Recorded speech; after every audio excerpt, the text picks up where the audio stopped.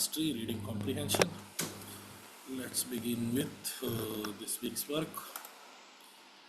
First, there will be a passage that I read. I try to explain to the best of my ability, and then we will move on to a homework passage that you can attempt. Questions will be visible, everything will be visible. You can attempt. The answer key will be present in the description box below. Let's start reading this passage. Okay. To warrant that a reason is a moral one, a Kantian will derive it from the categorical imperative, a wonderful device that is supposed to follow from the mere fact that you are rational. And both assume that you are absolutely free and subject you to an inescapably binding command. Okay. Huge sentence, huge complex sentence. Let's break it down into part. To warrant that a reason is a moral one. If a reason is a moral one, it is labeled a Kantian. It is labeled a Kant. It is based around John Immanuel Kant. You can read up about the person, do a little bit of Google search. To label a reason as a moral one, this is a moral reason. It is a Kantian reason. Reason is moral, then it is called Kantian. To warrant a reason is a moral one, will derive it from the categorical imperative. It should be derived from a categorical imperative. As of now, let's say I don't know the meaning of categorical imperative. So I will highlight it in green. I don't know what categorical imperative means. A wonderful device that is supposed to follow from the mere fact that you are rational. Okay. I don't know what categorical imperative is, but the subsequent words, a wonderful device that is supposed to follow from the mere fact that you are rational. So, to warrant that a reason is a moral one, to label a reason as a moral one, it should come from rationality. It should come from the fact that you are rational. It is supposed to follow from the mere fact that you are rational. I have happily skipped over this portion, categorical imperative, and still I can make sense. And both assume that you are absolutely free and subject you to an inescapably binding command. Okay, so there is an additional layer. One, you are rational. The first understanding is you are rational. The second understanding is you are free from fear, or as in fear or favor, you are free from influence. You are absolutely free means you are free from influence and subject you to an inescapably binding command. Which means at the time of you coming up with the reasoning, at the time of you coming up with an understanding of whether this is right or wrong or moral or immoral, you are following one singular command that guides all your action. There is one moral high ground, there is one moral reason, there is one moral understanding framework that you are placing above all else. Subject you to an inescapably binding command. Okay, so to warrant a reason is a moral one. It will come from three expectations. One, you are rational. Second, you are free from influence. And third, you are following a framework which is inescapable. These three aspects are mentioned. And the reason is a moral one. A Kantian is Kantian morality. Kantian morality or morality, reason being moral, according to Kant, would have these three characteristics. The first being you are rational, the person doing the reasoning is rational. Second, you are free from influence. And third, that you are following a framework that you cannot escape. Okay. A utilitarian will remind you that life is made of pleasure and pain. Okay. At this point, it seems like we were talking of Kantian earlier. This seems like a change point. This is where the idea has shifted slightly. A utilitarian will remind you that life is made of pleasures and pains, and you should always endeavor to occasion the former and prevent the latter. For all existent and future conscious beings who might possibly be affected by your action. One was reason being moral or immoral. That has been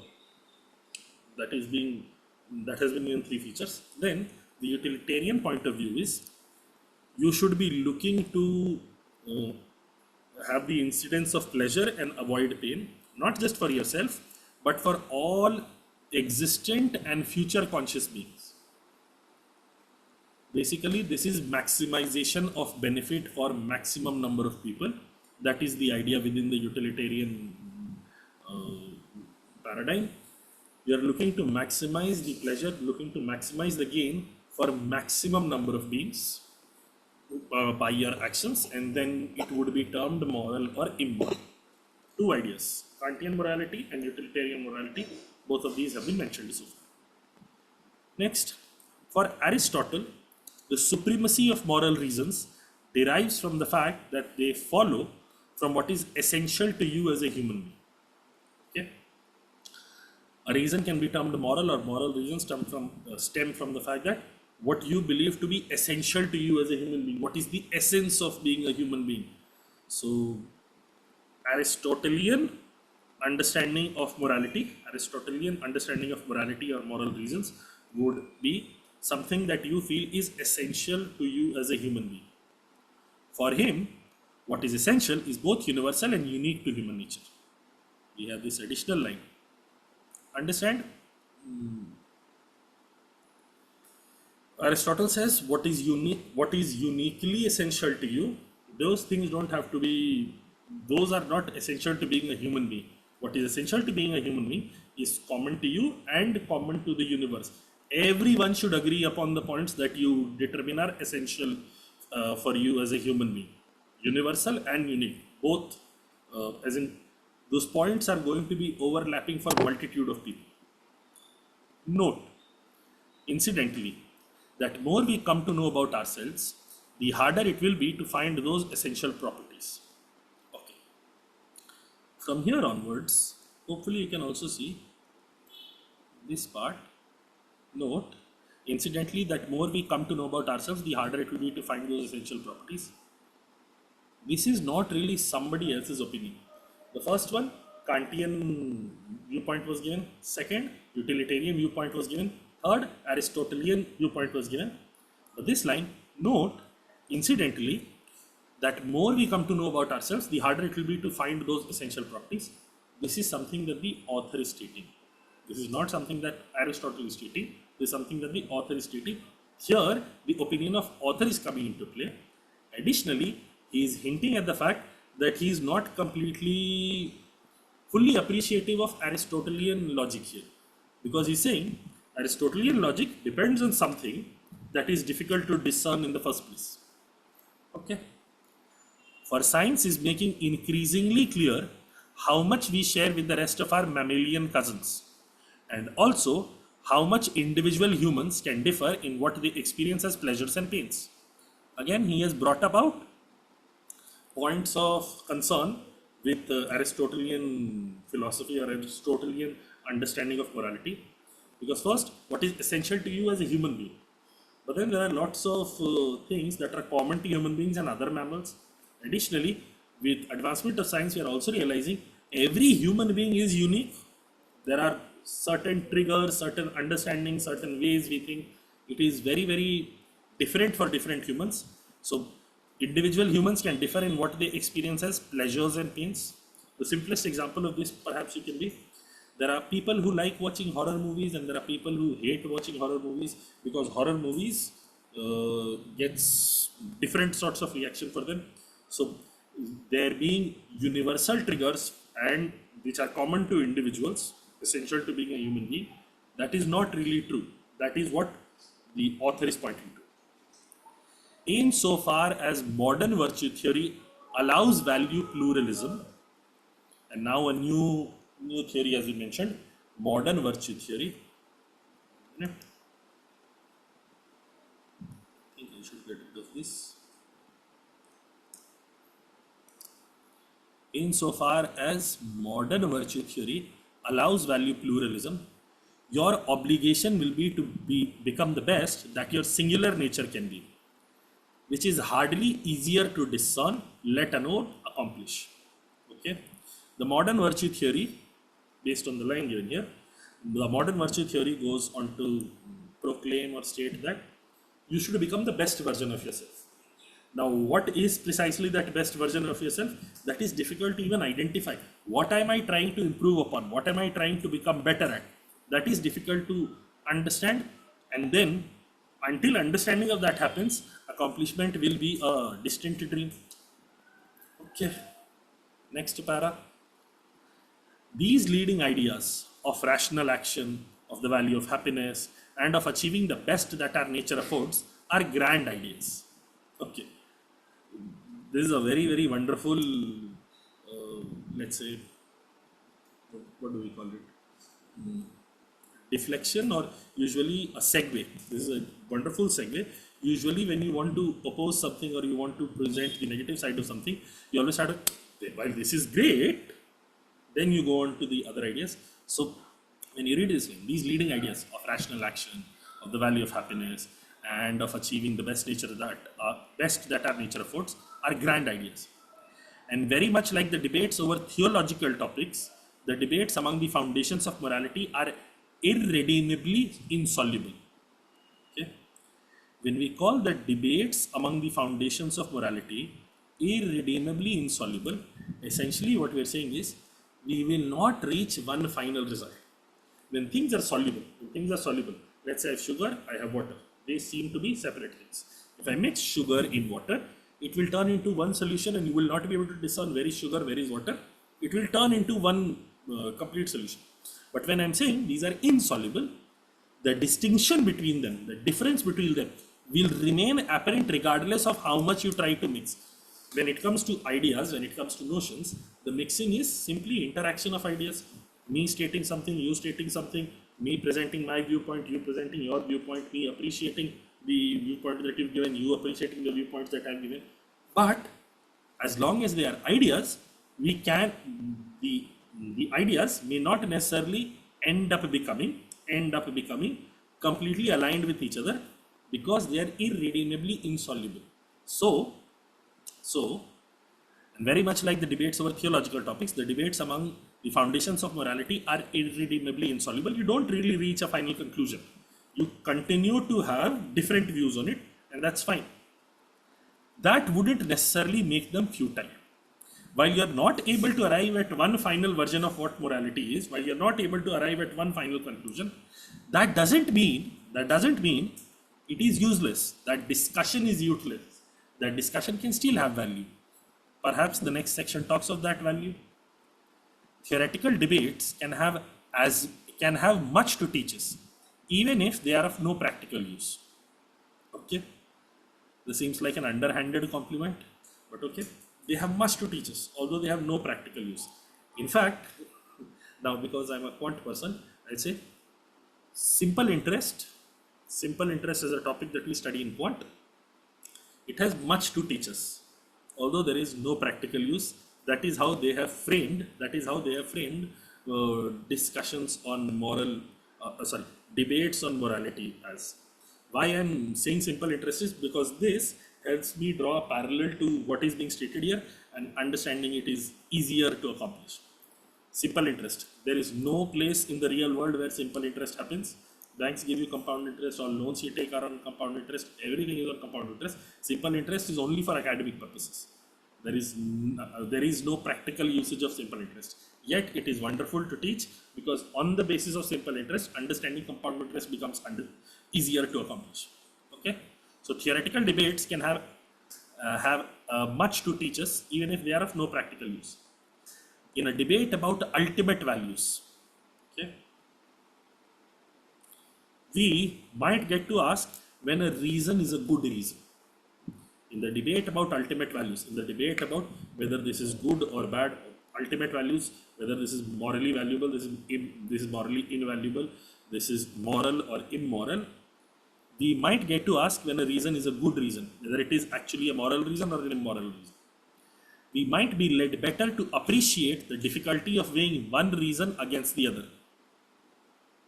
What these debates, despite not reaching a final conclusion, what they enable us to do is, when we are looking for whether this action was justified or not justified, whether this action was moral or immoral, at that time these debates give us perspective that enable us to understand or make better judgments about whether an action is moral or immoral.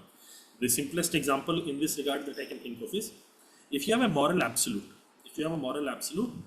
that killing is bad, according to a Kantian morality understanding. Let's say killing is bad, but if there is a killer who has come to your home and is threatening your parents and you shoot that killer, is it still morally bad? Is it still acceptable?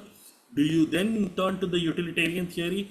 Killing this killer is going to cause greater pleasure to the rest of the humanity and therefore it is understandable.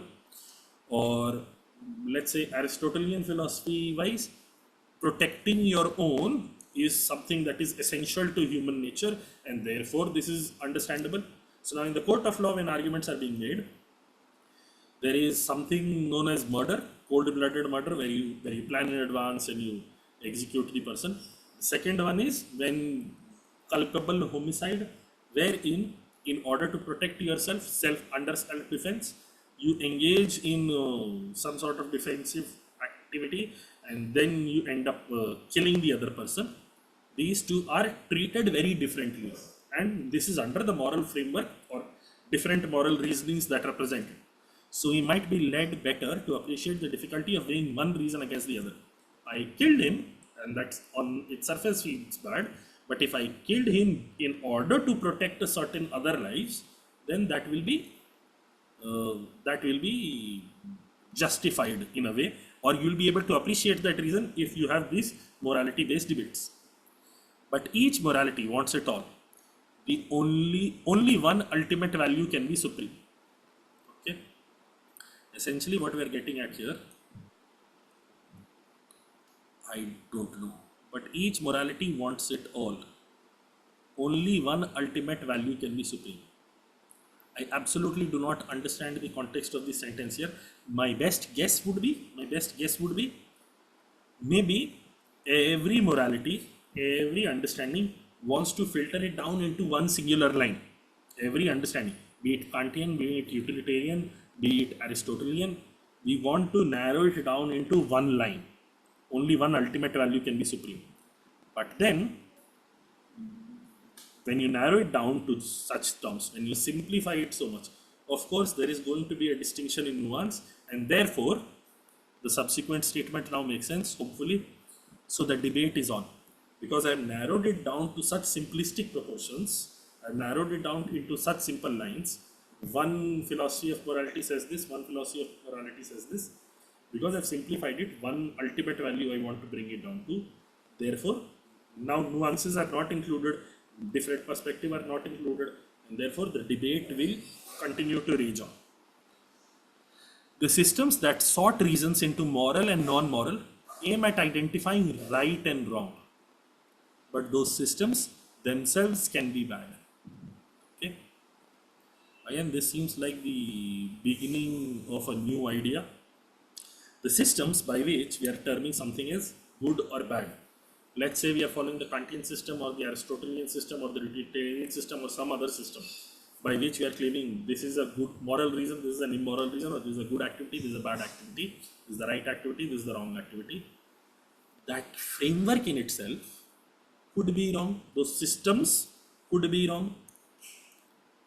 When feeling bound by a moral rule in a special way, the rule's transgression by oneself or others is liable to trigger moral emotions such as guilt or indignation. Okay. When you are following a certain moral setup, when you are following a certain morality setup, and you are following those rules, and there is a transgression either by you or by somebody else, that leads to emotion of guilt or indignation. Guilt when it would be yourself, indignation when somebody else does it. Okay. Perhaps, as Nietzsche argued, such emotions rooted in fear and resentment are what above all motivates us to believe in morality. Okay. And now we have another perspective included from Nietzsche, another famous person that you should probably Google, gets used in us very often. So he is claiming morality in us is our attempt to avoid the feeling of guilt or indignation. Because we don't want to feel this guilt, we don't want to feel this indignation. Basically what Nietzsche is going for, you don't want to be castigated from the group. You're part of some society, you're part of some social group. You don't want to be removed from that group, and in order to not be removed from that group, you would behave in a way that impacts the rest of the members of the group in a positive manner. That is where morality comes from. So your morality is being fed by your fear of being separated from the group. That is where your morality is coming from. Perhaps, as Nietzsche argued, such emotions rooted in fear and resentment, the emotions being guilt or indignation, are what above all motivates us to believe in morality. We believe in morality because in case we don't believe in morality, we may not be a part of the tribal group that we are currently a part of. For morality licenses a right to blame that we are reluctant to forfeit. Okay? For morality, if I am at a moral high ground, I am at a moral higher standing, it gives me the right to blame that what we are reluctant to forfeit. ऐसे नहीं करना चाहिए. This is not right. This is not how you should behave. While deep down in our inner recesses of our mind and our spirit, we also want to engage in that. Very much like, okay, I'll give you an example. Think of drinking or smoking or partying, especially for CAT aspirants. Forget drinking, smoking, partying. Partying is the simpler example. We can happily look at other aspirants who are preparing for CAT and go on parties every weekend. And they're wasting time. We're saying those things. We're saying those things because deep down we want to go for parties. Yet, because we are choosing to behave in an appropriate manner, we don't go for those parties, and therefore we have indignation. We have indignation for people who are supposedly wasting their time. Okay? This brings me to my last complaint, which is to say, so far, the author has been providing complaints. To the extent that he has complained against, he has complained against Aristotelian viewpoint is clear. We don't exactly know what is essential to being a human being, so Aristotelian moral theory doesn't work. Then he has also argued against the fact, or he has highlighted the negative aspect of all these moral theories are looking for one ultimate value, and then that one ultimate value may not be great, and that debate keeps on raging on. The debate in itself is useful, but debate keeps on going because we want one ultimate value. We don't really want a nuanced discussion of the same. His last complaint is morality licenses ugly emotions. Morality licenses ugly emotions. Essentially, morality breeds ugly emotions. Morality leads to ugly emotions. It encourages us to feel contemptuous of others who fail to share our principles, or superior to those who fail to live up to them. Either you can get angry at people, or you feel he's wasting so much time, he's not preparing for CAT, or see, I have not wasted a single weekend in this month. I have studied on all days, but this person has wasted so much time. Either you feel a superiority complex, you feel better than the other, or you feel that the other person is inferior. Both of them pretty much the same thing. Contemptuous toward others or superior yourself. That idea is being talked of, and this is the ugly emotion. Essentially, as soon as comparison starts happening, that is where this morality licenses ugly emotions idea is coming through. Furthermore, it invites us to wallow in a certain kind of regret we dignify as morally superior by calling it guilt. Okay. So this statement is also differentiating between two emotions, regret and guilt. Regret is, let's say in terms of degree, regret is smaller and guilt is morally superior. Guilt was defined earlier as when you fail to live up to the moral framework or the moral principles that you have claimed to be living up to, then you feel guilt or indignation. Indignation would be for others, guilt would be for yourself. So when you do something wrong, when you do something not in line with what you had espoused earlier, then you feel what is known as guilt, and that sort of makes you feel, oh, I'm so moral. Not कम से कम मेरे को guilt तो हो रहा है, कम से कम मेरे को बुरा तो लग रहा है. Those sort of statements is what the author is railing against. It gives us a special morally elevated stance. Oh, I am guilt. Absolutely nonsense. Guilt is the primary moral emotion. Okay. Guilt is the primary moral emotion. The benefit claimed for it is that it motivates you to behave better in the future. But simple regret is no less apt to inform and guide future choices.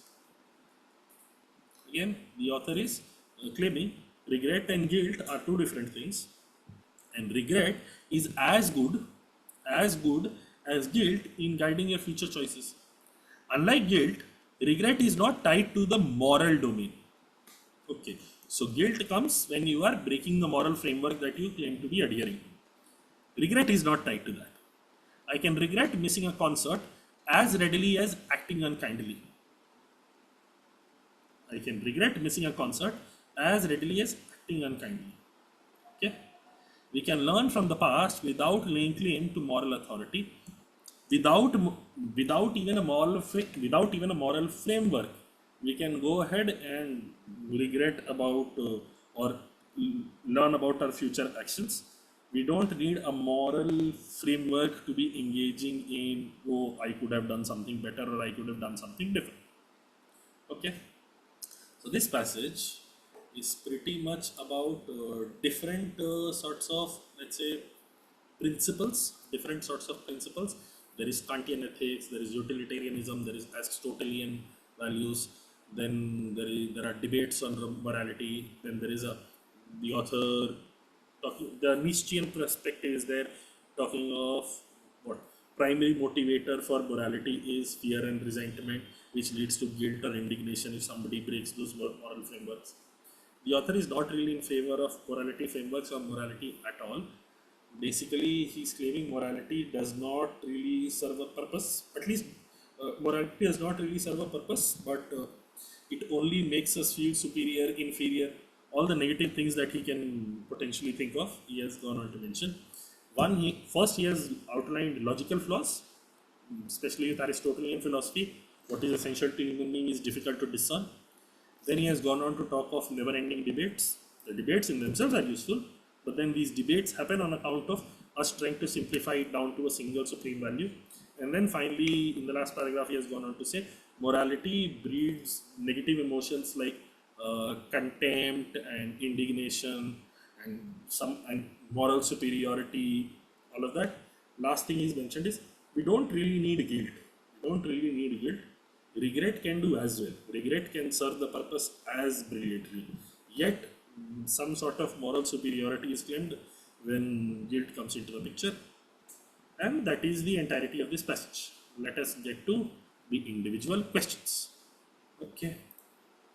The first question. The author's primary concern against Aristotle's opinion on morality, second para, is that what is essential is not unique to human nature alone. Yes, this is mentioned in the passage. The idea of being the best that your singular self can be is a modern virtue theory. While this is true, this is not a concern against Aristotle's opinion. So between A and B, B goes away, A survives. Option C. It is difficult for individuals to comprehend what is essential for them. Okay. And C. Not all human beings are similar in their views about morality. I'd say out of A, C and D, D is out because not all human beings are similar in their views about morality. Is pretty much mentioned later, but precise objection that is mentioned is here. Look at this part. Note, incidentally, the more we come to know about ourselves, the harder it will be to find those essential properties. It is difficult for individuals to comprehend what is essential to them clearly. While A is accurate, A is true according to what is mentioned in the passage. A is true according to what is mentioned in the passage. C is the primary objection because A is included within C. It is difficult for individuals to comprehend what is essential for them because what is essential is not unique to human nature alone. There are also other mammals that have very similar features as us. So out of the 4 options, C survives. C should be the answer. Next, from the sentence, I can regret missing a concert as readily as acting unkindly, the author implies that missing a concert can also cause a sense of guilt in some situations. Not really. Regret helps us learn from the past. Between two of them, guilt was when you were breaking some sort of moral framework, and now if you are missing a concert, acting unkindly, you are causing harm to the other person. There is moral implication involved, but missing a concert is not really a moral implication. So missing a concert can cause a sense of guilt, not really. In fact, this example was followed up with the idea that regret can be as apt in providing a guide for future course of action, something like this, no? But simple regret is no less apt to inform and guide future choices. So missing a concert, A goes, B stays. B stays. For the time being, B stays. Between B and C, regret offers the same lesson as guilt sans moral authority. Absolutely. But regret is no less apt to inform and guide future choices. Basically, it was comparison. It was comparison between regret and guilt. So B is only talking of regret. C is talking of regret and guilt, and how regret is as good as guilt without the unnecessary moral authority. Sans means without. So C survives. Guilt helps us to learn from past more often because of the moral authority it assumes. This is precisely the point he was against. And given in the point, given that this sentence was about comparing guilt and regret, B is focusing more on guilt, only on guilt. In fact, no regret has been mentioned. Option C will be the right answer here. Okay. Question 3. Which of the following, if true, weakens the author's argument that morality encourages contempt towards those who fail to share our principles? Okay. Understand? They are saying if true, which would imply what is mentioned in these options, may not be in the passage at all. If it is present in the passage, then this question wouldn't exist at all. These are new ideas, these options are new ideas that now, if this is now true, would it counter some point mentioned in the passage? Let us read first. Every individual has his or her own value system that determines their morals. The question was, morality encourages contempt towards those who fail to share our principles. Every individual has his or her own value system is great, but if somebody is not following or taking actions in line with what my moral system is, I'll continue to feel contempt for them. Doesn't really weaken the author's argument that I will feel contempt for them. It is not attacking that idea at all. Option B, morally upright individuals have empathy towards those who don't share their moral code. Okay. Between A and B, clearly B survives. Hopefully we understand empathy. Empathy is understanding. Morally upright individuals understand what others are going through, and therefore they are able to comprehend why somebody behaved in a certain way. Again, see, when justice system is the best example here. When judges are supposed to rule on issues, yes, they are expected to follow the letter of the law, but they are also expected to be understanding of the situations people are put in. They are expected to be empathetic towards the people who come before them. Empathy would imply, if you can walk a mile in other person's shoes, you would understand why they are doing what they are doing, and the degree of negative emotion that you would feel towards them, or contempt in this regard, that would go down because you understand what those motivations are. For instance, let's say there was a child, he comes to school and he hasn't done his homework. Now, if the teacher goes on to rebuke the child in front of the class, send him to the principal's office, that would be showcasing moral superiority and having contempt for the child. But if the teacher quietly, in a separate space, gets the child to sit down and asks, why haven't you done the homework?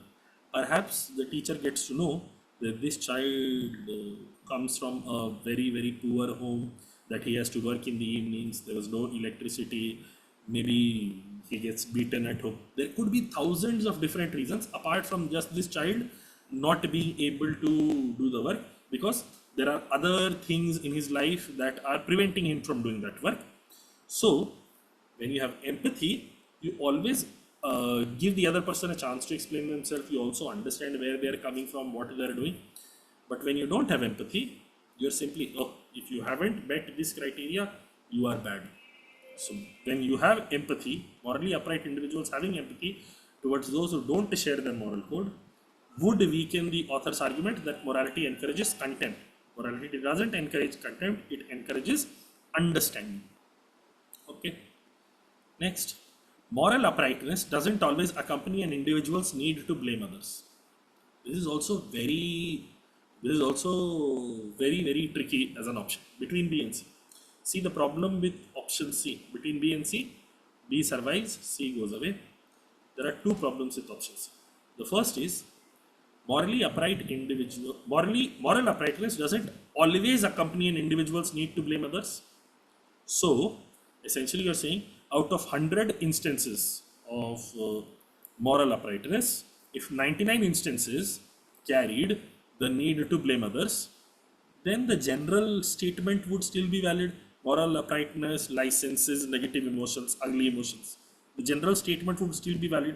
It doesn't really. The fact that always an extreme state word is present here, the negation of this is very simple. Out of 100 moral upright individuals, if 99 of them feel contempt towards other, the general statement is still valid. Secondly, understand what this is saying. Moral uprightness doesn't always accompany an individual's need to blame others.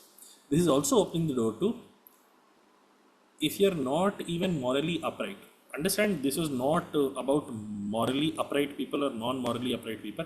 It was about morality in general. So if we have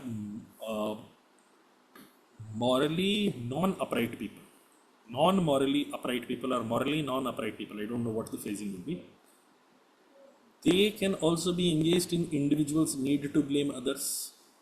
So there are two challenges. The first one is the more VARC kind of challenge. Even if one instance you have of negating this statement, then the statement is false, the statement is gone. Yet that doesn't really attack the argument of the author in entirety.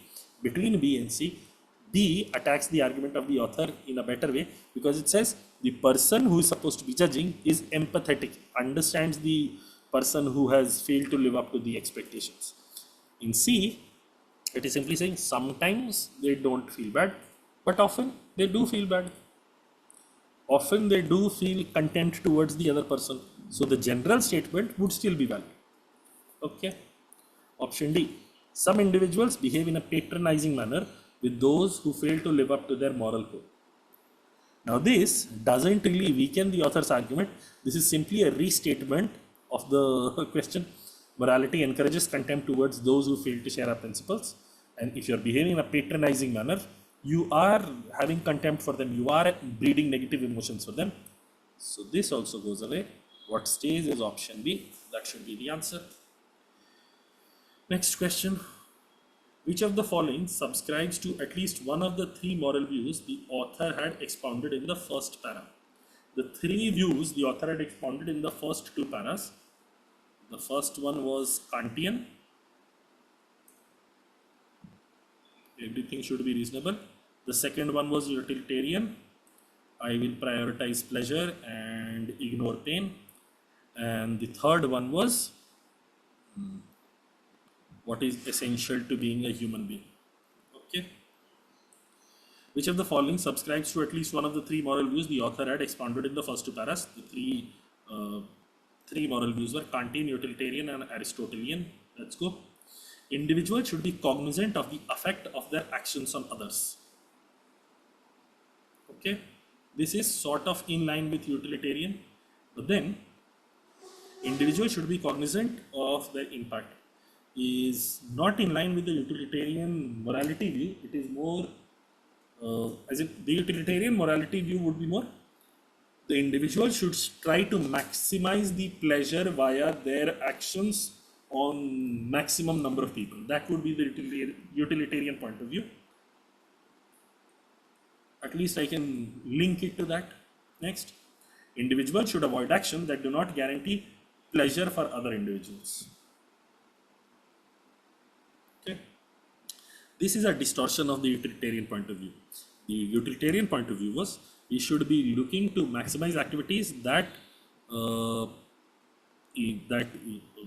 lead to occurrence of pleasure and avoid activities that lead to occurrence of pain for maximum population. But then you should avoid actions that do not guarantee pleasure for other individuals. See, zero pleasure, maths wise I'm thinking, zero pleasure and pain. You had to avoid those activities that cause pain, but those activities that lead to zero pleasure, nobody gets harmed, leads to zero pleasure. You don't need to be avoiding those activities. So between the two of them, I'd say A survives. Okay. Option C. Individuals should strive to understand what makes them unique compared to other humans.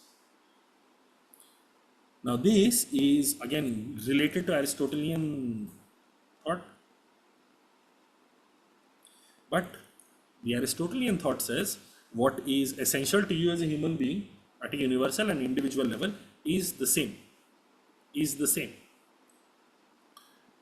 So individuals should strive to understand what makes them unique compared to other humans would be in contravention of the Aristotelian thought. So this goes away. A and D survives. Individuals should make every choice consciously and rationally. Okay. This comes from the Kantian thought, wherein a wonderful device that is supposed to follow from the mere fact that you are rational, and both assume that you are absolutely free and subject you to an inescapably binding command. Okay. Every choice consciously and rationally. There is no incidence of luck. There is no chance in play. You are in control of your life.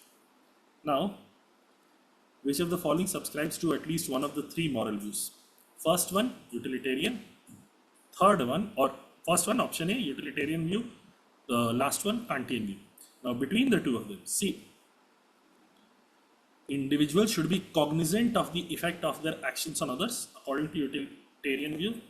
Makes sense, absolutely fine. That does not necessarily translate into it is the utilitarian view. If it had been the utilitarian view, it would be we should be looking to maximize the pleasure. Option D, individuals should make every choice consciously and rationally. Again, not entirely in line with the Kantian view, because the Kantian view was everything should be rational, and then you are absolutely free of influence, and you are following a framework. All these factors were there. Now, the pain boils down to how do we choose between these two options. Okay. Let's say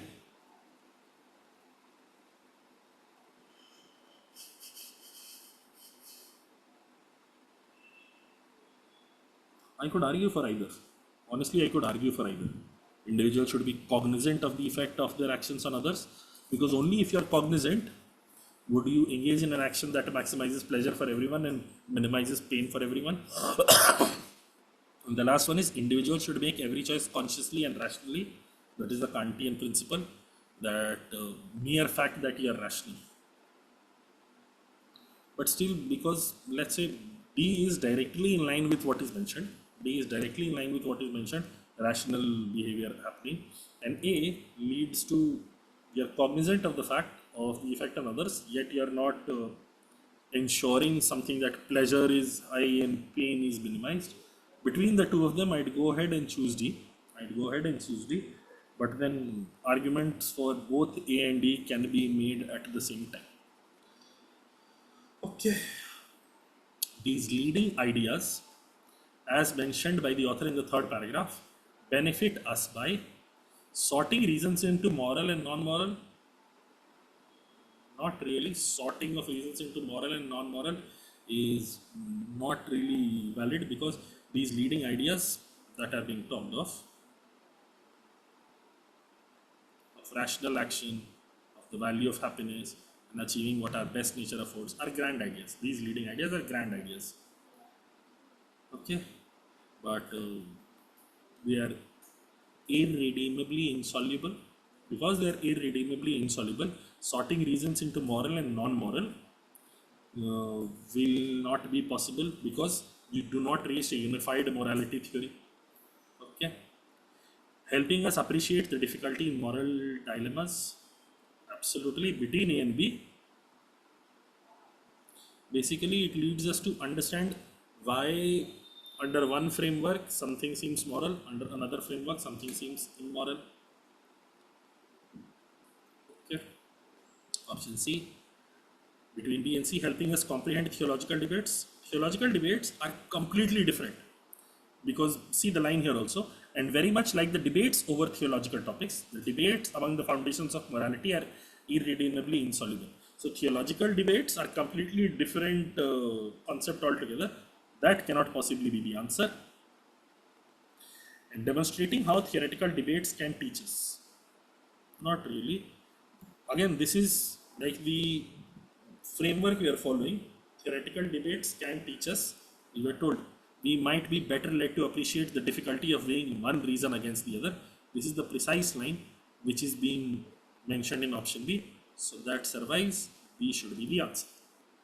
And the last one, the author invokes science in the second paragraph to show science in the second paragraph.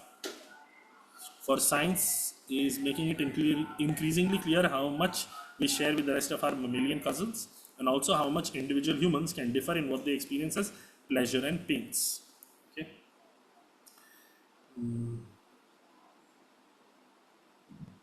The author invokes science in the second paragraph to show that humans are not unique. Possibly when we are saying we are very similar to other mammals, this idea comes through. To show that Aristotle's argument on morality is completely flawed. The word completely makes it a little bad. It is flawed because there are these challenges, but it is completely flawed. There is no value to it at all. Not really. Argue that not all humans are similar. Not all humans are similar. Show that humans are not unique. Both these statements seem very similar. Seem very, very same. Both of them survive. To reason that discerning what is unique to human nature is complex. And now, between the three of them, clearly we can mark this. Because what is unique to human nature, both the ideas, how we are similar to some of the mammals and how different individuals are different from each other, both of those ideas are captured in D, and therefore that should be the right answer. Now, the way I have done it is, I have taken this passage, I have taken these questions, I don't know the answers. So I'm now going to check whether my answers are right or wrong. And I especially want to see the reason for question 4. Okay. The passage summary from the source that I've taken it from. The passage discusses reason and leading ideas of rational action, of value of happiness, and achieving best in what our nature affords. Okay. And very much like the debates or theological topics, the debates, their summary is they have taken up 2 lines from the passage, but okay. There are 540 words in the passage. First question, the answer is C. It is called a specific idea based question. I don't do all that sort of sorting because it leads to problems in our solving, but okay. Option C is right. I'm not really concerned. This is primarily the issue that author has against Aristotle's idea of supreme morality. While Aristotle believes that there is something essential to human nature, it is not necessarily apt in the modern context where individuals do not see each other as similar, and it is harder for them to discern or comprehend what their essential nature is. Hence, option C is the answer. Seems fine. Question 2, again, answer is C, specific idea based question. This is what the author was implying, that whatever sales pitch is given for guilt is equally valid for regret without invoking morality. Hence, option C is the answer. Okay. I'm directly jumping to question 4 because that is the question I'm not really sure of. Question 4 is a critical reasoning based question.